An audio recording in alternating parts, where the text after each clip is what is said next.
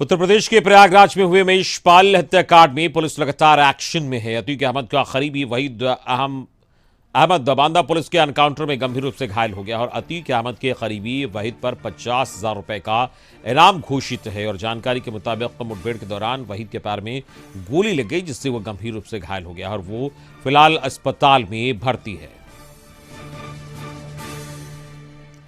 और इस वक्त हमारे साथ ब्यूरो चीफ आकाश द्विवेदी फोन लाइन पर जुड़ गए हैं। आकाश, उमेशपाल हत्याकांड के बाद पुलिस लगातार यूपी पुलिस एक्शन में है और बांदा में ये पुलिस के साथ मुठभेड़ हुई है, क्या पूरी जानकारी मिल रही है?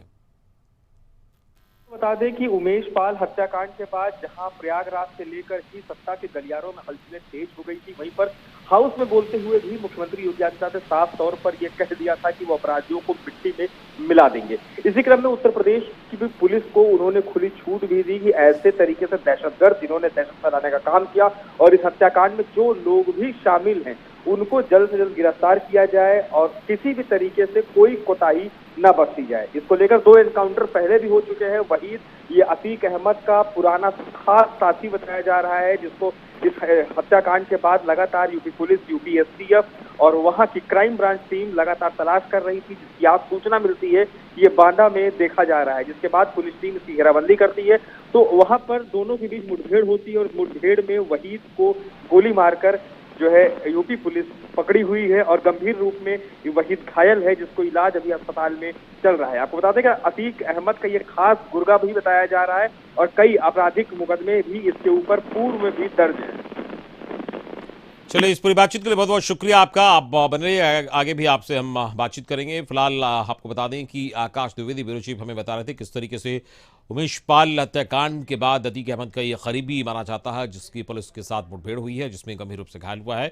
आगे बढ़ते हैं। केंद्रीय जांच एजेंसी प्रवर्तन निदेशालय ने अब संयुक्त अरब अमीरात के बड़े कारोबारी और लुलु ग्रुप के प्रबंध निदेशक MA यूसुफ अली पर कड़ा शिकंजा कसने की तैयारी कर ली है और ईडी ने लुलु ग्रुप के खिलाफ भ्रष्टाचार और मनी लॉन्ड्रिंग से जुड़े मामले में पूछताछ के लिए समन भेजा है। ईडी ने 300 करोड़ के मनी लॉन्ड्रिंग पे मामला दर्ज किया है और पहले समन पर कारोबारी यूसुफ ने दुबई में व्यस्त होने का हवाला दिया था और अब दूसरे समन पर यानी कि 20 मार्च को ईडी के सामने पेश होना है।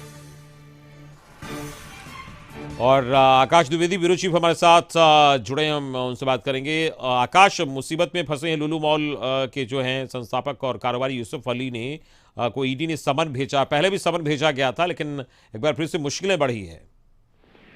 देखिए अमित जी, आपको बता दें कि यूसुफ अली को ईडी ने पहले भी समन भेजा हुआ था। इस समन में मनी लॉन्ड्रिंग से जुड़ा हुआ मामला था। विदेशों से पैसे आए थे जो यहाँ के बाढ़ पीड़ितों के ऊपर खर्च करने के लिए विदेश से पैसे आए थे। इस पैसों को लेकर ही ईडी ने समन भेजा हुआ है कि आखिरकार वो पैसे कहाँ गए। लुलु मॉल के ये संस्थापक है। इसके साथ ही यूएई में इन्होंने लुलु मॉल की कई चेन भी चला रखी है, लेकिन पहले समन के जवाब में इन्होंने हवाला देते हुए कहा कि वो अभी हिंदुस्तान में नहीं है, इसलिए पूछताछ में नहीं आ सकते हैं।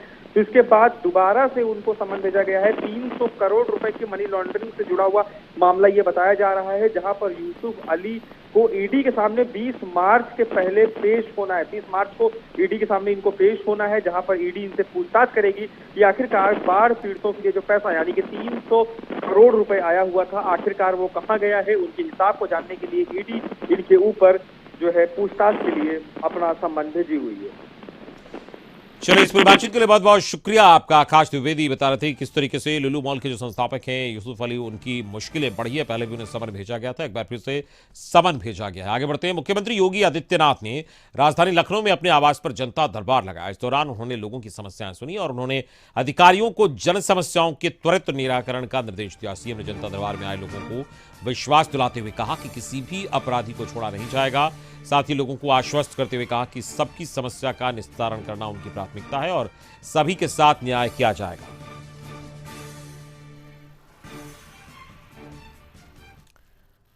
सपा अध्यक्ष अखिलेश यादव का मैनपुरी दौरा हुआ। हर भागवत कथा आयोजन में पहुंचे सपा अध्यक्ष। 2024 का चुनाव महत्वपूर्ण है, अखिलेश यादव ने कहा है। उत्तर प्रदेश ने ही प्रधानमंत्री बनाया है, यह भी उन्होंने कहा। बीजेपी नहीं सुनना चाह रही सच, अखिलेश यादव का यह बयान है। आलू की कीमत किसानों को नहीं मिल रही, उत्तर प्रदेश की अनदेखी लगातार हो रही है। अखिलेश यादव ने आज निशाना साधा बीजेपी पर।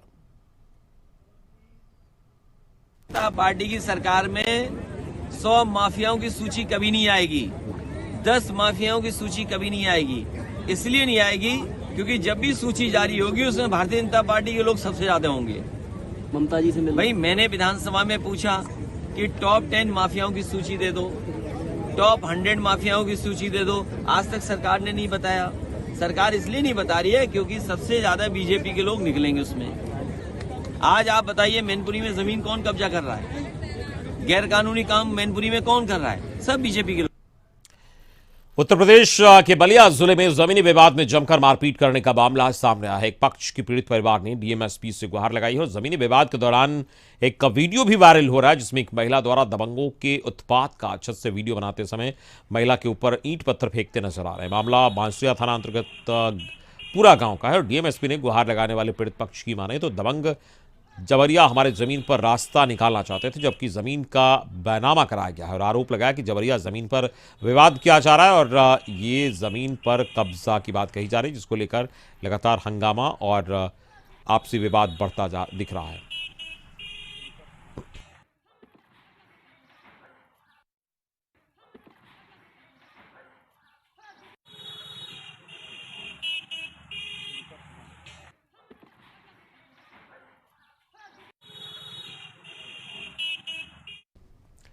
और बात रायबरेली की, जहां जगतपुर विद्युत उपकेंद्र में तैनात एसडीओ ऑफिस में संविदा कर्मचारी शिव प्रताप सिंह मीटर रीडर से उपभोक्ताओं का फर्जी बिल बनवाते हैं और फर्जी बिल के नाम पर अवैध धन उगाही की जाती है। मीटर रीडर एसडीओ ऑफिस में बैठे संविदा कर्मचारी शिव प्रताप सिंह की बातचीत का ऑडियो इन दिनों सोशल मीडिया पर वायरल है और इसमें स्पष्ट तौर पर दिख रहा है कि किस तरीके से इन लोगों ने बातचीत की है और फर्जी बिल बनवाते हैं।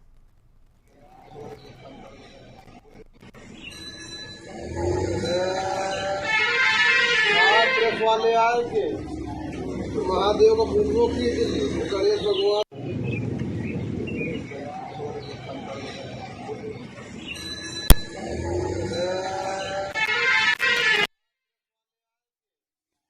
महादेव को पूजो की गणेश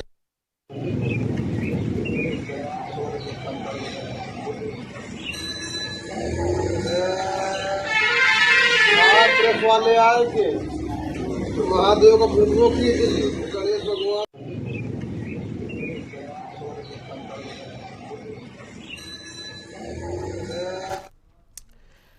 आगे बढ़ते हैं। थाना नजीबाबाद पुलिस द्वारा किसान सेवा सहकारी समिति के संचालक के पद के प्रत्याशी का नामांकन वापस लेने की धमकी देकर अपहरण करने वाले 3 अभियुक्त घटना में प्रयुक्त कार सहित गिरफ्तार किए गए हैं और 6 घंटे में अपहरण का जो मामला है उसको सलट लिया गया। दरअसल ये पूरा मामला जनपद बिजनौर के थाना नजीबाबाद इलाके की है, जहां 15 मार्च को थाना नजीबाबाद पर सुनीता देवी निवासी ग्राम पुरुषोत्तमपुर के द्वारा सचिन कुमार बोरू और 3 व्यक्ति अज्ञात के विरुद्ध मुकदमा दर्ज किया गया था और इसको लेकर बताया जा रहा है कि ये किसान सेवा समिति के संचालक पद के प्रत्याशी का नामांकन पर्चा वापस लेने को लेकर विवाद हुआ था और जान से मारने की धमकी देकर अपहरण कर ले जा रहे थे और तभी पुलिस ने इस पर दबाव बनाया और अपराधी इन्हें छोड़कर भाग गए।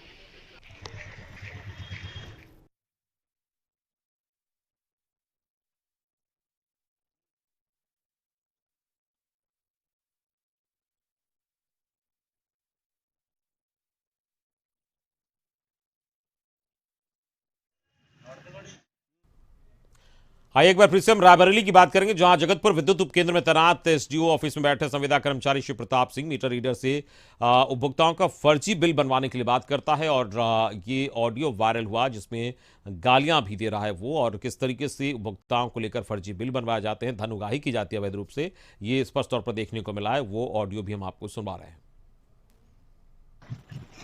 इनके 2000 बकाया ऐसा बिल बनाओ कि इनके जो है 10,000 के ऊपर बिल बने, अगले बार लाइने कटे।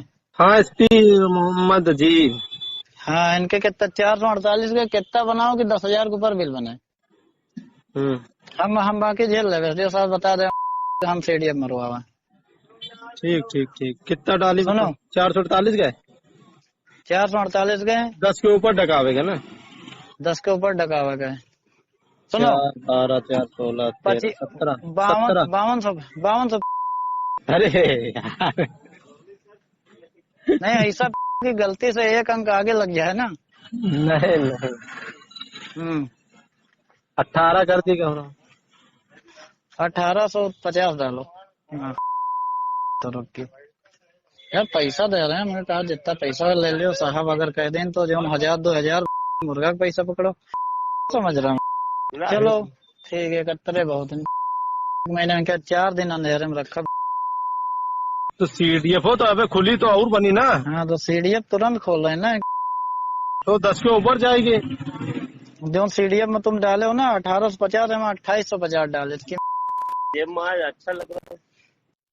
तो देखा आपने किस तरीके से विद्युत विभाग का जो कर्मचारी हो मीटर रीडर से बात कर और बिल अपने हिसाब से बनवाता है और अंधेरे में रखने की धमकियां भी दे रहा है और फर्जी बिल बनवाकर उससे धन उगाही करता है। तो लखनऊ की, जहां लखनऊ प्राधिकरण दिवस के आयोजन में हंगामा हुआ, आवंटी ने अधिकारी पर मारने का आरोप लगाया। बुजुर्ग फरियादी ने थप्पड़ मारने का आरोप लगाया और जनता अदालत के बुजुर्ग को थप्पड़ मारा गया। समस्याओं की सुनवाई की जगह बुजुर्ग को थप्पड़ मारा। प्राधिकरण के अधिकारी DK सिंह पर यह थप्पड़ मारने का आरोप लगा है। लखनऊ विकास प्राधिकरण का यह मामला बताया जहां पर बुजुर्ग फरियादी ने यह आरोप लगाया।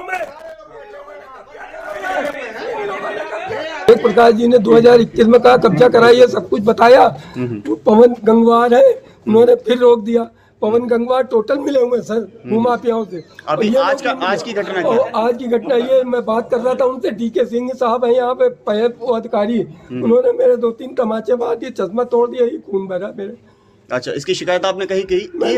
किससे कहूँ सर, आप ही लोग थे यहाँ पे, सब जनता थी, उनके सामने मैंने कहा ये चौकी इंचार्ज आए, इनसे कह रहा हूँ, लिख के दिया, देखिए क्या होता है। हो गया कुछ नहीं, ये सब मिली भगत सर इन लोगों की।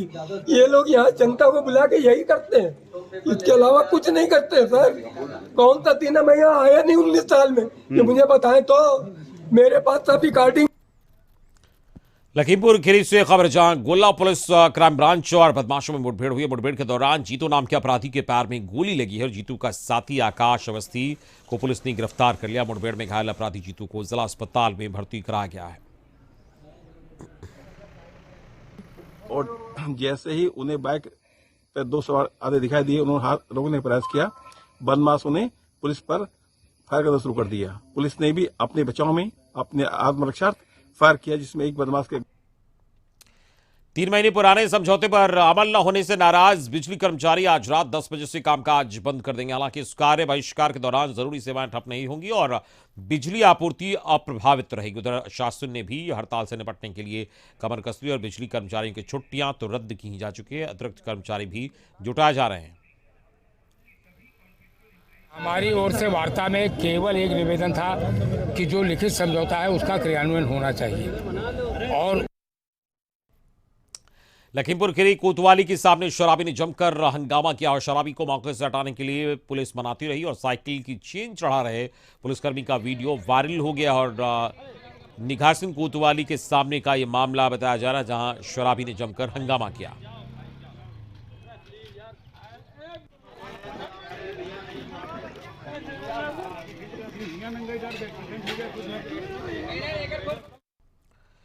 गोवर्धन पीठाधीश्वर जगतगुरु शंकराचार्य निश्चलानंद सरस्वती जी महाराज दिल्ली तालकोटरा स्टेडियम में 25 अप्रैल 2023 को एक विशाल 5वां हिंदू राष्ट्र अधिवेशन करने जा रहे हैं।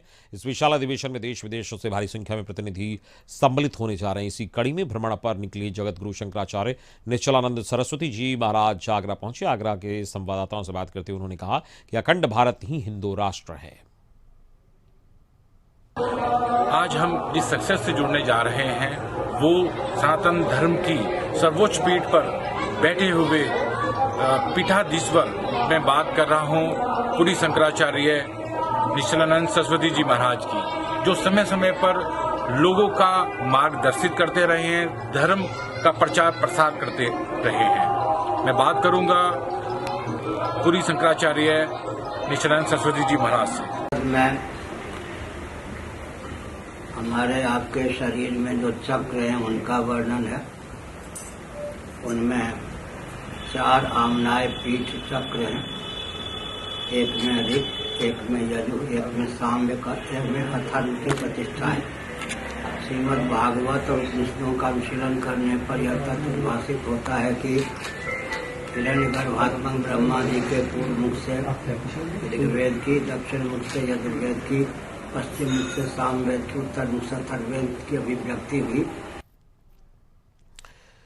सीतापुर के खैरदाबाद में वैश्य समाज की होली मिलन समारोह में रंगारंग कार्यक्रमों के साथ संपन्न हो गया और शामिल सभी अतिथियों को ट्रॉफी और माला पहनाकर सम्मानित किया गया। कार्यक्रम में प्रदेश के नगर विकास राज्य मंत्री राकेश राठौर भी शामिल हुए।